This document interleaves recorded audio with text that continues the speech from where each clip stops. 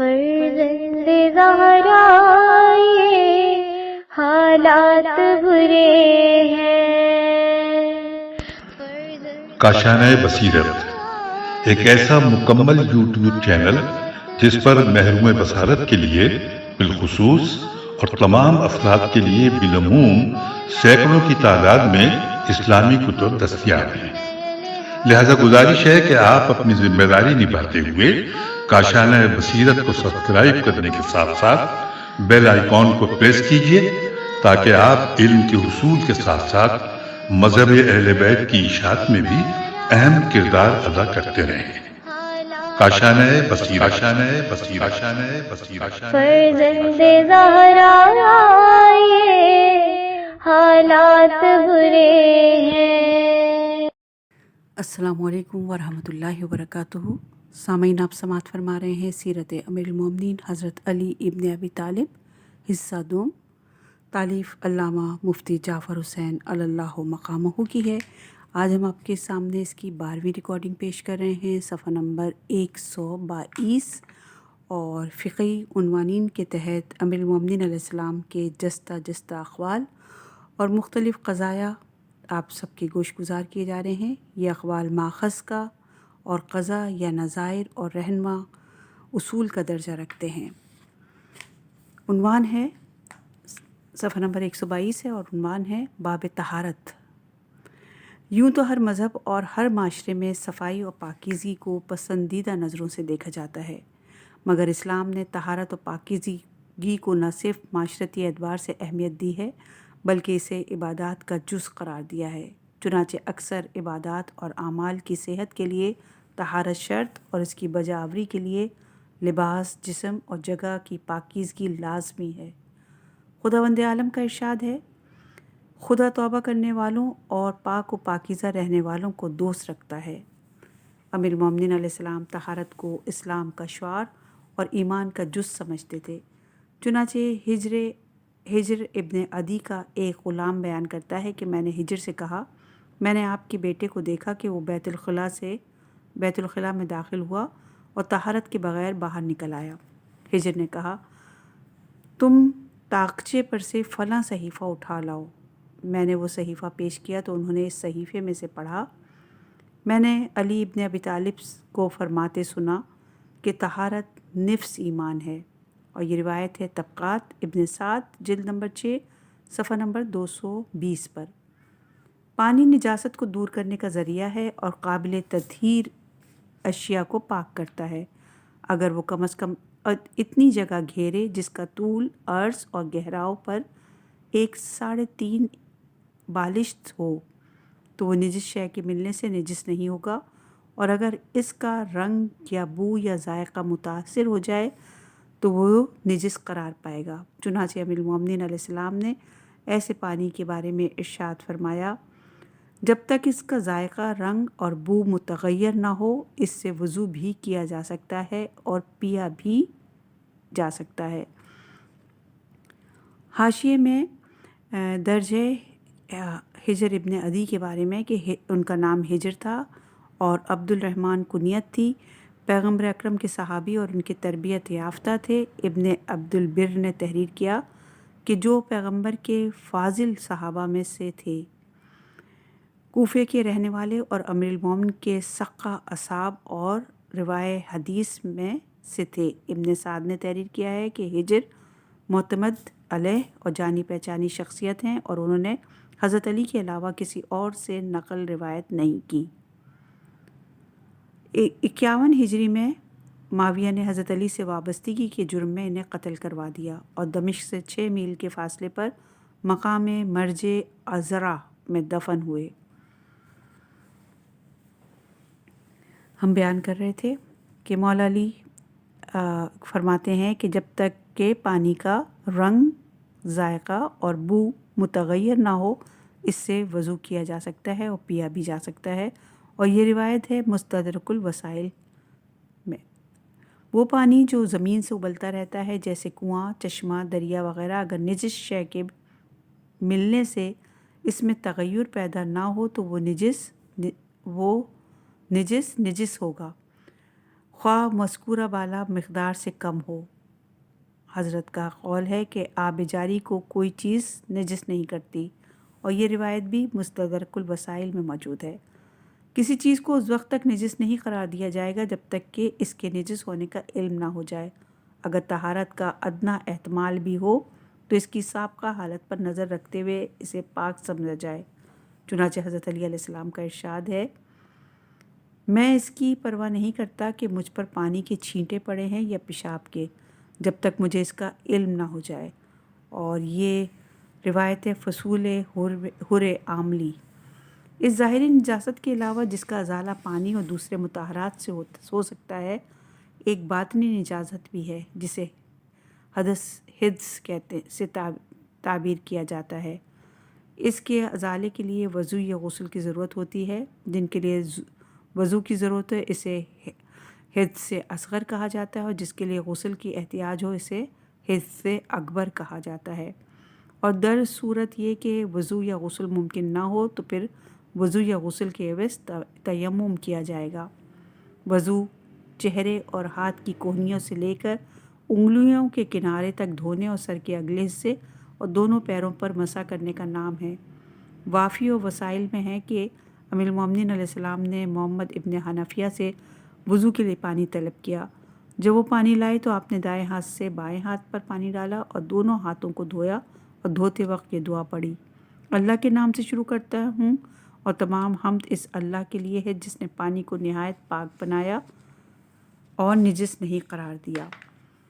پھر کلی کی، اور کلی کرتے وقت یہ دعا پڑھی کہ بار اللہ میری زبان کو اپنے ذکر کے ساتھ گویا رکھ اور مجھے ان لوگوں میں سے قرار دے جن سے تو راضی اور خوشنود ہے۔ پھر ناک میں پانی ڈالا اور دعا پڑھی، خدایا مجھے جنت کی خوشبو سے محروم نہ کرنا اور ان لوگوں میں سے قرار دینا جن کے مشام میں جنت کے پھولوں کی خوشبو اور مہک پہنچے گی۔ پھر چہرے کو دھویا اور یہ دعا پڑھی، اے خدا میرے چہرے کو روشن کرنا اس دن جب چہرے سیاہ فام ہوں گے، اور میرے چہرے کو سیاہ فام نہ کرنا اس دن جب چہرے روشن ہوں گے۔ پھر دائیں کو ہاتھوں کی کوہنیوں سمیت دھویا اور یہ دعا پڑھی، اے خدا میرا نامہ اعمال میرے دائیں ہاتھ میں دینا اور جنت بائیں ہاتھ میں ہے۔ پھر بائیں ہاتھ کو اس طرح دھویا اور یہ دعا پڑھی، اے خدا میرا نامہ اعمال بائیں ہاتھ میں نہ دینا اور میرے ہاتھوں کو گردن سے بندھا ہوا قرار نہ دینا، میں آگ کے کپڑوں سے پناہ مانگتا ہوں۔ پھر سر کے اگلے حصے پر مسح کیا اور یہ دعا پڑھی، اے خدا مجھے اپنی رحمت برکت اور عفو میں ڈھانپ لے اور عفو میں ڈھانپ لے، اے خدا مجھے اپنی رحمت برکت اور عفو میں ڈھانپ لے۔ پھر دونوں پیروں پر مسح کیا اور مسح کرتے وقت یہ دعا پڑھی، بار الہ صراط پر میرے قدموں کو ثابت بخشنا اس دن کے جب قدم اس پر سے پھسلیں گے، اور میری کوشش کو انہی کاموں کے لیے وقف کر دے جو تجھے راضی کریں۔ قرآن مجید میں وضو کی یہی ترتیب بیان ہوئی ہے، اور مسح سر کے ساتھ پیروں کے مسح سر کے ساتھ پیروں کے مسح کا صریحاً حکم ہے، مگر ایک گروہ مسح کے بجائے پیروں کے دھونے کو جزء وضو قرار دیتا ہے، اور پیروں میں موزے ہوں تو ان پر مسح کے جواز کا قائل ہے۔ امیر المومنین علیہ السلام موزوں پر مسح کو غلط سمجھتے ہیں، چنانچہ آپ فرماتے ہیں، میں موزوں پر مسح کرنے سے یہ بہتر سمجھتا ہوں کہ گدھے کی پیٹھ پر مسح کروں، اور یہ روایت ہے مستدرک الوسائل میں۔ ایک دوسری روایت میں یہ فرمایا کہ ہم موزوں پر مسح نہیں کرتے، اور جو شخص ہمارے شیعوں میں سے ہو اسے ہماری پیروی کرنی چاہیے اور ہمارے طریقے پر چلنا چاہیے، اور یہ روایت وافی میں موجود ہے۔ اگر اعضائے وضو میں سے کسی عضو پر زخم کی وجہ سے دوا لگی ہو یا پٹی بندھی ہو اور اسے کھولنا اور اس پر پانی ڈالنا باعث ضرر ہو تو اس عضو کے کھلے حصے کو دھونے کے بعد اس زخم یا پٹی پر گیلے ہاتھوں سے مسح کرے۔ اگر زخم کی جگہ نجس ہو اور اسے پاک نہ کیا جا سکتا ہو تو اس پر پاک کپڑا رکھے اور اس پر ہاتھ پھیرے۔ حضرت کا ارشاد ہے، جس شخص کے زخم ہو اور اس زخم پر پٹی بندھی ہو تو اس کے لیے وضو میں پٹی پر مسح کر لینا کافی ہے، اور یہ بھی روایت مستدرک الوسائل میں موجود ہے۔ غسل کا طریقہ یہ ہے کہ پہلے سر اور گردن کو دھویا جائے، پھر جسم کا دایاں حصہ اور پھر بایاں حصہ یا حوض وغیرہ میں ایک دم غوطہ لگایا جائے۔ غسل کی دو قسمیں ہیں، غسل واجب اور غسل مسنون۔ اغسال واجبہ میں سے ایک غسل جنابت ہے جو مادہ منویہ کے نکلنے سے واجب ہوتا ہے، خواہ مباشرات سے نکلے یا احتلام کے ذریعے سوتے میں نکلے یا جاگتے میں قصداً نکلے یا بغیر قصد اور ارادے کے، بلکہ زن و مرد کے اعضاء اگر اس طرح ملے کہ سر حفشہ تک دخول ہو جائے جب بھی غسل واجب ہوگا، خواہ مادہ منویہ کا اخراج نہ ہو۔ چنانچہ یک مرتبہ عمر ابن خطاب نے یہ مسئلہ صحابہ کے سامنے پیش کیا اور پوچھا کہ اگر کوئی شخص مباشرات کرے اور مادہ منویہ خارج نہ ہو تو کیا اس پر غسل واجب ہوگا؟ کسی نے کچھ کہا اور کسی نے کچھ۔ آخر میں امیر المومنین علیہ السلام سے دریافت کیا تو آپ نے فرمایا، تم ایسے شخص کے لیے دروں اور سنگساری کی سزا تو تجویز کرتے ہو اور غسل کے لیے ایک سا پانی ضروری نہیں سمجھتے، اس پر غسل واجب ہے، اور یہ روایت بھی وافی میں ہے۔ اگر کوئی شخص خواب میں یہ دیکھے کہ وہ متحلم ہوا ہے اور بیدار ہونے پر جسم یا لباس میں تری نہ پائے تو اس پر غسل واجب نہیں ہوگا۔ چنانچہ حضرت علی کا ارشاد ہے کہ غسل مادہ منویہ کے خارج ہونے سے عائد ہوتا ہے۔ اگر کوئی شخص خواب میں یہ دیکھے کہ وہ متحلم ہوا ہے اور بیدار ہونے پر کچھ نہ دیکھے تو اس پر غسل واجب نہیں ہے، اور یہ روایت بھی وافی میں ہے۔ دوسرا غسل مس میت ہے، جو میت کو غسل سے قبل اور سرد ہونے کے بعد چھونے سے واجب ہوتا ہے۔ اہل سنت کے نزدیک غسل مس میت واجب نہیں ہے، مگر فرقہ امامیہ کے نزدیک واجب ہے۔ چنانچہ امام جعفر صادق علیہ السلام سے دریافت کیا گیا کہ جب امیر المومنین نے رسول اللہ صلی اللہ علیہ وآلہ وسلم کو غسل دیا تو کیا خود بھی غسل کیا؟ آپ نے فرمایا، پیغمبر اکرام پاک و پاکیزہ تھے، اس کے باوجود امیر المومنین علیہ السلام نے غسل کیا، اور ان کے اوصیاء کے بارے میں بھی یہی سنت جاری و ساری ہے۔ یہ روایت بھی وافی میں ہے۔ اغسال مسنونہ متعدد ہیں، ان میں سے غسل جمعہ کے بارے میں بڑی تاکید وارد ہوئی ہے۔ چنانچہ امیر المومنین علیہ السلام کو کسی کو اس کی سستی اور سہل انگاری پر تنبیہ کرتے ہوئے فرماتے ہوئے سنا کہ خدا کی قسم تم اس شخص سے بھی گئے گزرے ہو جو جمعے کے دن بھی غسل نہیں کرتا، اور یہ روایت بھی وافی میں ہے۔ تیمم یہ ہے کہ اگر وضو یا غسل کے لیے پانی نہ ہو یا پانی ہو اور وضو یا غسل کے لیے کافی نہ ہو یا کوئی امر استعمال سے مانع ہو تو دونوں ہاتھ مٹی وغیرہ پر مار کر پیشانی اور دونوں ہاتھوں پر مسح کرے۔ اگر اثناء سفر میں وضو یا غسل کے لیے پانی نہ ہو تو پانی کی جستجو کرے، اس طرح کہ اگر زمین پتھریلی اور ناہموار ہو تو چاروں سمتوں میں اتنی دور تک جائے جتنی دور کمان سے رہا کیا ہوا تیر جاتا ہے، اور اگر زمین ہموار ہو تو اس سے دگنی مسافت تک جائے۔ امیر المومنین علیہ السلام کا ارشاد ہے، سفر میں پانی کی تلاش کی جائے، اگر پانی سنگلاخ اور ناہموار ہو تو 1 تیر کے فاصلے تک، اور نرم اور ہموار ہو تو 2 تیروں کے فاصلے تک جائے، اور یہ روایت ہے وسائل شیعہ میں۔ تیمم اجزائے زمین، مٹی، پتھر، ریت اور کچ پر کیا جا سکتا ہے۔ چنانچہ امیر المومنین علیہ السلام سے پوچھا گیا کہ گج اور چونے پر تیمم کیا جا سکتا ہے؟ فرمایا ہاں۔ پھر پوچھا کہ کیا راکھ پر بھی تیمم ہو سکتا ہے؟ فرمایا نہیں، اس لیے کہ وہ زمین سے نہیں نکلتی بلکہ درخت کی لکڑی کے جلنے سے بنتی ہے، اور یہ روایت بھی وسائل شیعہ میں ہے۔ اگر ہر طرف کیچڑ ہی کیچڑ ہو اور ان چیزوں میں کوئی چیز دستیاب نہ ہو سکے تو پھر کپڑوں اور دوسری چیزوں کو جھاڑ کر غبار جمع کرے اور اس پر تیمم کرے۔ حضرت علی علیہ السلام کا یہ ارشاد ہے۔ اگر شدید بارش کی وجہ سے زمین تربتر ہو جائے اور تیمم کا ارادہ ہو تو زمین جھاڑ کر غبار ہٹا کر اس پر تیمم کرے، اور یہ روایت مستدرک الوسائل میں۔ اگر کسی عذر کی بنا پر پانی کے نہ ملنے کی وجہ سے تیمم کرے تو جب عذر برطرف ہو جائے یا پانی مل جائے تو تیمم باطل ہو جائے گا۔ حضرت علی علیہ السلام کا یہ قول ہے، جب پانی کے قریب سے گزرے یا پانی پالے تو تیمم ٹوٹ جائے گا، اور یہ روایت مستدرک الوسائل میں ہے۔ اگر تیمم سے نماز شروع کر دے اور پہلی رکعت میں رکوع سے پہلے پانی نظر آ جائے تو نماز کو قطع کر دے اور وضو کر کے از-سر-نو نماز پڑھے، اور اگر رکوع میں پہنچ گیا ہو تو نماز کو اختتام تک پہنچائے۔ حضرت علی علیہ السلام کا یہ ارشاد۔ اگر نماز شروع کر دے اور پھر پانی پالے تو اگر اس نے رکوع نہیں کیا تو وضو کرے، اور اگر نماز پڑھ لے، اور اگر رکوع کر لیا ہے تو نماز کو جاری رکھے۔ اور یہ روایت بھی مستدرک الوسائل میں موجود ہے۔ اگر پانی کے مل جانے کی توقع ہو تو نماز کو آخری وقت تک اٹھا رکھے، اگر پانی مل جائے تو بہتر، ورنہ تیمم سے نماز ادا کرے۔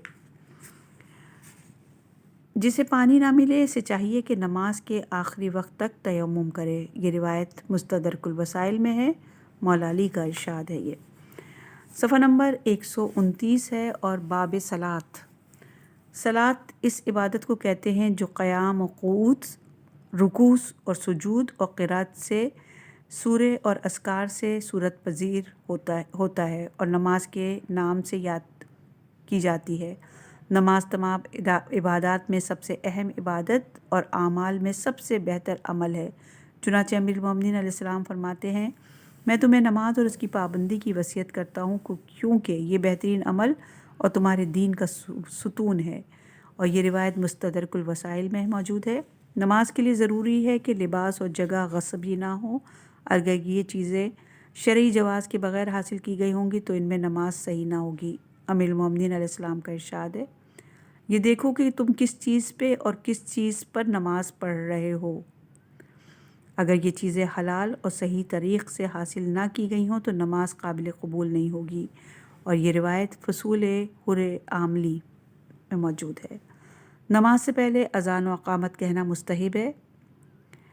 مولا علی کا ارشاد ہے، یہ بھی جو شخص اذان و اقامت کے ساتھ نماز پڑھے اس کے پیچھے فرشتوں کی 2 صفیں نماز ادا کرتی ہیں، اور جو شخص صرف اقامت کے ساتھ نماز پڑھے اس کے پیچھے فرشتوں کی 1 صف نماز پڑھتی ہے۔ اور یہ روایت بھی فصول حر عاملی میں ہے۔ جب مؤذن اذان دے رہا ہو تو اس کے ساتھ ساتھ کلمات اذان کو دہرانا چاہیے۔ امیر المومنین علیہ السلام کا ارشاد ہے کہ اس سے رزق میں وسعت آتی ہے اور تنگ دستی دور ہو جاتی ہے۔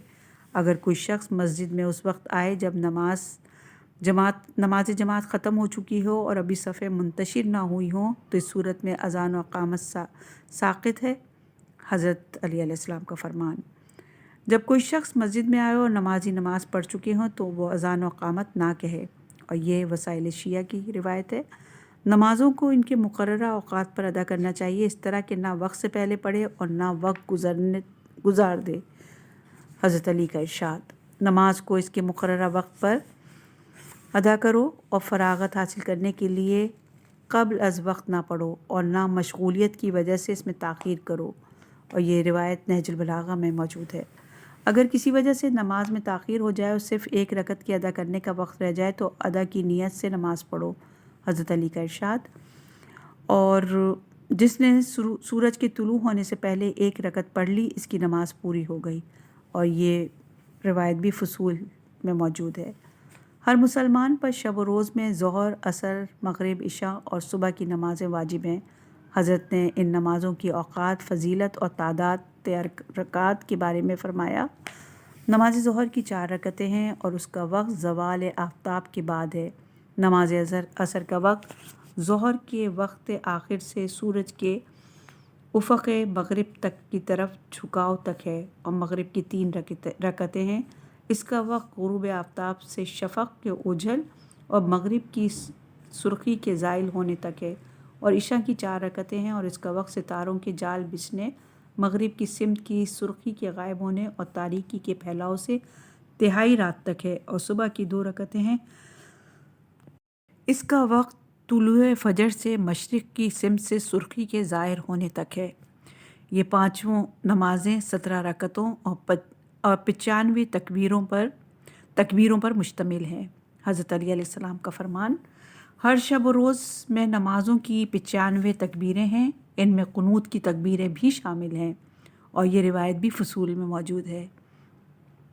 اس کی تفصیل یہ ہے کہ صبح کی 2 رکعتوں میں 11 تکبیریں، ظہر کی 4 رکعتوں میں 21، عصر کی 4 رکعتوں میں 21، مغرب کی 3 رکعتوں میں 16 اور عشاء کی 4 رکعتوں میں 21 اور 5 تکبیریں 5 قنوتوں کی، یہ کل 95 تکبیریں ہوئیں۔ نماز کی پہلی تکبیر سے جسے تکبیرۃ الاحرام کہا جاتا ہے نماز شروع ہوتی ہے اور سلام پر ختم ہو جاتی ہے۔ حضرت علی علیہ السلام کا ارشاد، نماز کی پابندی کا آغاز تکبیر سے ہوتا ہے اور سلام سے پابندی برطرف ہو جاتی ہے، اور یہ وسائل شیعہ میں موجود ہے۔ تکبیرۃ الاحرام اور دوسری تکبیروں کے وقت دونوں ہاتھوں کو کانوں تک اٹھانا چاہیے، چنانچہ حضرت علی علیہ السلام نے ون نہر کی تفسیر میں فرمایا، نہر سے یہ مراد ہے کہ نماز میں دونوں ہاتھوں کو چہروں کی طرف بلند کیا جائے، اور یہ روایت ہے مستدرک الوسائل میں، اور اسے عبودیت کا شعار قرار دیتے ہوئے فرمایا، تکبیر کے وقت دونوں ہاتھوں کو اٹھانا عبودیت کا شعار ہے، اور یہ روایت بھی وسائل شیعہ میں موجود ہے۔ تکبیرۃ الاحرام کے وقت جسم میں جھکاؤ نہ ہونا چاہیے، بلکہ بالکل سیدھا رو بقبلہ کھڑا ہونا چاہیے۔ حضرت کا ارشاد، جو شخص کمر کے جھکاؤ کے بغیر سیدھا کھڑا نہیں ہوتا اس کی نماز نہیں ہے، اور یہ روایت وسائل شیعہ میں ہے۔ حالت قیام میں سورہ فاتحہ اور دوسرا سورہ پڑھے۔ امیر المومنین علیہ السلام اکثر سورہ اخلاص پڑھتے تھے، چنانچہ عمران ابن حسین بیان کرتے ہیں کہ پیغمبر اکرم صلی اللہ علیہ وآلہ وسلم نے ایک لشکر حضرت علی علیہ السلام کی قیادت میں بھیجا۔ جب لشکر پلٹ کر آیا تو حضرت صلی اللہ علیہ وآلہ وسلم نے حضرت علی علیہ السلام کے بارے میں پوچھا۔ ان لوگوں نے کہا، وہ تو تمام باتیں معمول کے مطابق تھیں، مگر یہ بات نئی تھی کہ آپ جب بھی نماز پڑھتے تھے تو سورہ اخلاص ضرور پڑھتے تھے۔ حضرت صلی اللہ علیہ وآلہ وسلم نے حضرت علی علیہ السلام سے اس کے بارے میں پوچھا تو آپ نے کہا، میں اس سورہ کو دوست رکھتا ہوں۔ حضرت صلی اللہ علیہ وآلہ وسلم نے فرمایا، تم اسے اس لیے دوست رکھتے ہو کہ اللہ تمہیں دوست رکھتا ہے، اور یہ روایت مجموع البیان میں موجود ہے۔ قیام کے بعد رکوع کرے اور اس طرح کہ دونوں ہاتھوں کو گھٹنوں پر رکھ کر اتنا جھکے کہ سر کمر کے جھکاؤ کے برابر ہو جائے۔ امام جعفر صادق علیہ السلام فرماتے ہیں، امیر المومنین علیہ السلام رکوع میں اتنے جھکتے کہ کمر کی سطح بالکل برابر ہو جاتی، یہاں تک کہ یہ کہا جاتا کہ اگر پشت پر پانی ڈالا جائے تو وہیں پر رک جائے، اور یہ روایت ہے وسائل شیعہ میں۔ رکوع میں ذکر واجب ہے، اگر عمدن ترک کرے تو نماز باطل ہوگی، اور اگر بھولے سے ایسا ہو تو نماز صحیح ہے۔ چنانچہ حضرت علی علیہ السلام سے پوچھا گیا کہ ایک شخص نے رکوع کیا مگر ذکر رکوع بھول گیا، اس کی نماز ہو گئی؟ فرمایا، ہاں اس کی نماز ہو گئی، اور یہ روایت بھی وسائل شیعہ میں ہے۔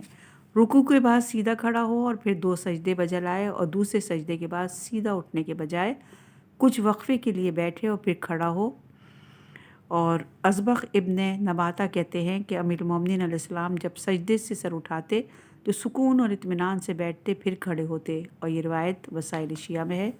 جب سجدوں سے فارغ ہو کر کھڑے ہونے لگے تو بحول اللہ وقوتی واقوم واقد، میں اللہ کی دی ہوئی قوت اور طاقت سے اٹھتا بیٹھتا ہوں کہے۔ امام جعفر صادق علیہ السلام فرماتے ہیں، امیر المومنین علیہ السلام فرقہ قدریہ سے اظہار برات کرتے ہوئے ہر رکعت میں بحول اللہ وقوتی واقوم واقد پڑھتے، اور یہ روایت وسائل شیعہ میں ہے۔ دوسری رکعت میں رکوع میں جانے سے پہلے ہاتھ اٹھا کر دعائے قنوت پڑھے۔ عبد الرحمن ابن اسود کاہلی کہتے ہیں کہ علی ابن ابی طالب نے مسجد بنی کاہل میں نماز پڑھی اور اس میں دعائے قنوت پڑھی۔ جب نماز ختم کری تو تسبیح فاطمہ سلام اللہ پڑھی۔ امیر المومنین علیہ السلام فرماتے ہیں کہ ہمیں رسول اللہ صلی اللہ علیہ وآلہ وسلم نے تعلیم دی کہ ہم ہر نماز کے بعد 34 مرتبہ اللہ اکبر، 33 مرتبہ الحمدللہ اور 33 مرتبہ سبحان اللہ پڑھا کریں۔ اس ارشاد نبی صلی اللہ علیہ وآلہ وسلم کے بعد میں نے اسے کبھی ترک نہیں کیا۔ تسبیح و تعقیبات سے فارغ ہو کر دعا مانگے۔ حضرت کا ارشاد ہے، جب تم میں سے کوئی نماز سے فارغ ہو تو اپنے دونوں ہاتھ اوپر اٹھائے اور دعا مانگے، اور یہ روایت مستدرک الوسائل میں ہے۔ دعا کے بعد سجدہ شکر بجا لائے۔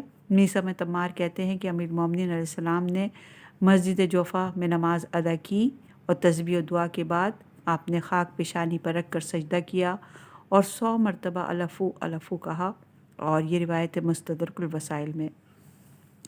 نماز کے چند مبطلات ہیں، چنانچہ اگر وہ ران نماز میں رہا وغیرہ صادر ہو، دوران نماز میں رہا وغیرہ صادر ہو تو نماز باطل ہو جائے گی، لہٰذا پھر سے وضو کر کے نماز پڑھے۔ حضرت کا ارشاد ہے، اگر نماز میں حدث صادر ہو تو نماز کو قطع کر دے اور اثر نو نماز پڑھے، اور یہ روایت مستدرک الوسائل میں ہے۔ اگر نماز پڑھتے ہوئے آنکھ لگ جائے تو نماز باطل ہو جائے گی۔ حضرت کا ارشاد، جب نماز میں تمہاری آنکھوں پر نیند کا غلبہ ہو جائے تو نماز قطع کر دو اور سو جاؤ، اور یہ روایت وسائل شیعہ میں ہے۔ اگر نماز میں قرآن کے دعا کے علاوہ کوئی دو حرفی لفظ خواہ بامعنی ہو یا بے معنی، یا یک حرفی لفظ جو بامعنی ہو زبان سے نکلے تو نماز باطل ہو جائے گی۔ حضرت فرماتے ہیں جو نماز میں کلام کرے وہ پھر سے نماز پڑھے، نماز میں قہقہ لگا کر ہنسنے سے نماز باطل ہو جاتی ہے۔ حضرت کا ارشاد ہے یہ، اور یہ روایت مستدرک الوسائل میں موجود ہے۔ تبسم سے نماز باطل نہیں ہوتی، البتہ قہقہ لگانے سے نماز باطل ہو جاتی ہے، اور یہ روایت بہار جلد نمبر 10 صفحہ نمبر 107 پر ہے۔ نماز میں دونوں ہاتھوں کو نہ باندھے، چنانچہ حضرت علی علیہ السلام کا ارشاد ہے کہ مسلمان کا یہ شیوہ نہیں کہ وہ نماز میں ہاتھ باندھے اور مجوسیوں سے کیسے طرز عمل کے ساتھ اللہ کے سامنے کھڑا ہو، اور یہ روایت وسائل شیعہ میں ہے۔ ان چیزوں کے علاوہ بھی چند چیزیں ایسی ہیں جن سے اکثر نماز باطل نہیں ہوتی، تاہم ان کے مکروہ ہونے کی بنا پر ان سے اجتناب کیا جائے۔ ان مکروہات میں سے ایک یہ ہے کہ نماز میں سر کو ادھر ادھر حرکت نہ دے اور نماز نہ دائیں بائیں دیکھے۔ حضرت کا ارشاد ہے کہ نماز میں ادھر ادھر مڑنا شیطان کے تسلط کا نتیجہ ہے، لہٰذا اس سے اجتناب کرو، اور یہ روایت وسائل شیعہ میں ہے۔ نماز میں بے معنی اور بیکار حرکات سے اجتناب کرے، اس لیے کہ یہ چیز خشوع اور رجوع اللہ کے منافی ہے۔ حضرت علی علیہ السلام فرماتے ہیں کہ آدمی نماز میں داڑھی سے نہ کھیلے اور نہ ایسی حرکت کرے جو اس کی توجہ نماز سے ہٹا دے، اور یہ روایت وسائل شیعہ میں ہے۔ اگر نماز پڑھتے ہوئے انسان یا حیوان سامنے سے گزرے تو اگرچہ اس سے نماز میں خلل پیدا نہیں ہوتا، تاہم جہاں تک ہو سکے اس کی روک تھام کرے۔ چنانچہ حضرت علی علیہ السلام سے کسی نے پوچھا کہ ایک شخص نماز پڑھتا ہے، اس کے سامنے سے عورت، مرد اور جانور سب گزرتے ہیں، اسے کیا کرنا چاہیے؟ فرمایا ان چیزوں میں سے کوئی چیز نماز کو باطل نہیں کرتی، لیکن جہاں تک ہو سکے انہیں روکنے کی کوشش کرو، اور یہ روایت ہے حر عاملی کی کتاب۔ لوہے کے ہتھیار تلوار وغیرہ سجا کر نماز پڑھے، نہ تلوار اپنے سامنے رکھے۔ حضرت علی علیہ السلام کا ارشاد ہے کہ تم میں سے کوئی شخص نماز کے دوران تلوار اپنے سامنے نہ رکھے، اس لیے کہ سمت قبلہ امن کا نشان ہے، اور یہ روایت ہے الشرح میں۔ نماز کے چند آداب ہیں، کچھ ظاہر سے تعلق رکھتے ہیں اور کچھ باطن سے۔ ظاہری آداب یہ ہیں کہ تمام اعمال اور ارکان سکون و طمانینت سے بجا لائے، ادھر ادھر جھانکنے کے بجائے نظر جائے سجدہ پر رکھے، نماز کے لیے متبرک مقامات، مساجد یا مشاہد کا انتخاب کرے، اور پاک و پاکیزہ اور بقدر وسعت اچھا لباس پہنے۔ حضرت علی علیہ السلام کا ارشاد، نظیف اور پاکیزہ لباس غم اور حزن کو دور کرتا ہے اور نماز کے لیے پاکیزگی کا باعث ہے۔ باطنی آداب یہ ہیں کہ صرف الفاظ کے دہرانے پر اکتفا نہ کرے بلکہ ان کے معنی کو سمجھے اور حضور قلب کے ساتھ تمام ارکان بجا لائے، خیالات کو ادھر ادھر بھٹکنے نہ دے، عجز اور فروتنی کی کیفیت پیدا کرے اور یہ تصور کرے کہ وہ سلطان السلاطین کے روبرو کھڑا ہے جو ظاہر کو بھی دیکھتا ہے اور باطن پر بھی نظر رکھتا ہے، کوئی چیز اس سے ڈھکی چھپی ہوئی ہے اور اس کے دائرۂ اختیار اور اقتدار سے باہر نہیں ہے۔ اگر نماز میں توجہ اور یکسوئی نہ ہو تو وہ در حقیقت نماز ہی نہیں ہے، اس لیے کہ نماز صرف سیدھا کھڑے ہونے، رکوع میں جھکنے اور سجدے میں سر رکھنے کا نام نہیں ہے، بلکہ جب تک ان اعمال و اذکار کے پیکر میں روح اخلاص کار فرما نہ ہوگی وہ نماز کہے جانے کے قابل نہ ہوگی۔ چنانچہ حضرت علی علیہ السلام کا ارشاد ہے، نماز تمہارے اٹھنے بیٹھنے کا نام نہیں بلکہ نماز وہ ہے جس میں خلوص نیت ہو۔ ام المومنین علیہ السلام سے نماز کے مختلف اعمال کے بارے میں دریافت کیا جاتا تو آپ ان کی ظاہری حیت اور صورت کے بیان کرنے پر اکتفا نہ کرتے بلکہ ان کے اسرار اور حکم کے بھی نشاندہی کرتے۔ چنانچہ آپ سے تکبیرۃ الاحرام کے معنی پوچھے تو آپ نے فرمایا، اللہ اکبر کے معنی ہے کہ وہ واحد و یکتا ہے، نہ اس کی مانند کوئی شے ہے، نہ کسی جنس سے اس کا استثناء ہو سکتا ہے اور نہ وہ حواس سے جانا جا سکتا ہے، اور یہ روایت ہے الشرح میں۔ مطلب یہ ہے کہ وہ اس اعتبار سے بزرگ و برتر ہے کہ نہ کوئی اس کا شریک ہے، نہ کوئی مثیل ہے، حواس سے جانا جا سکتا ہے اور نہ آنکھوں سے دیکھا جا سکتا ہے۔ اگر وہ کسی کے مشابہ ہوگا یا کوئی اس سے مماثل ہوگا تو وہ اس کی سطح پر آ جائے گا، اور یہ اس کی بزرگی اور کبریائی کے منافی ہے۔ آپ سے پوچھا گیا کہ رکوع میں گردن کو خم کرنے کا مطلب کیا ہے؟ فرمایا کہ اس کے معنی یہ ہے کہ میں اللہ کی وحدت اور یکتائی پر ایمان لایا ہوں اور اس سے منحرف نہیں ہوں گا، خواہ میری گردن کاٹ دی جائے۔